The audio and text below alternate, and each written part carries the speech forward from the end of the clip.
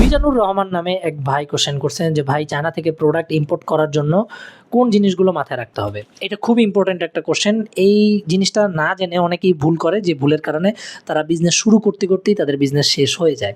আমি নিজে তার বাস্তব প্রমাণ দেখছি নিজের চোখে।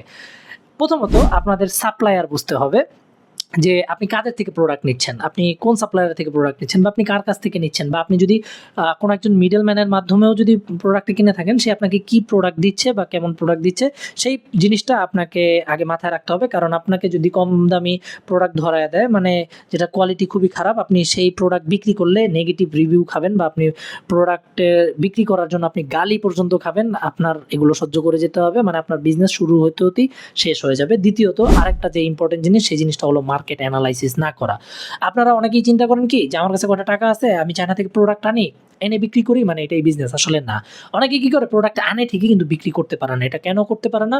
মার্কেটে ওই প্রোডাক্টটার চাহিদা কতটুকু, ওই প্রোডাক্টটা কোথায় বিক্রি হয়, ওই প্রোডাক্ট কিভাবে বিক্রি করে, এই জিনিসগুলো না জেনেই অনেকে প্রোডাক্ট এনে বসে থাকে, পরে বিক্রি হয় না, ভাবে যে বিজনেস হইলো না, লস হয়ে গেল।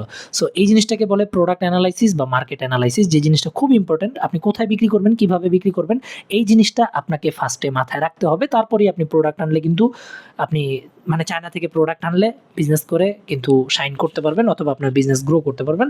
আরও একটা রিজন আছে, সেই রিজনটা হলো সব টাকা ইনভেস্ট করে ফেলা। সেই জিনিসটা কি, শর্ট করে যদি বলি, এই জিনিসটা আপনার কাছে 50,000 টাকা আছে, আপনি কি করেন, 50,000 টাকারই প্রোডাক্ট কিনে ফেলেন। এইটা কখনো করা উচিত না। আপনি অবশ্যই হাতে একটা সেফটি মানি রাখা উচিত। সেটা দিয়ে আপনি আপনার ব্র্যান্ডিং চালাতে পারবেন, প্রমোশন চালাতে পারবেন।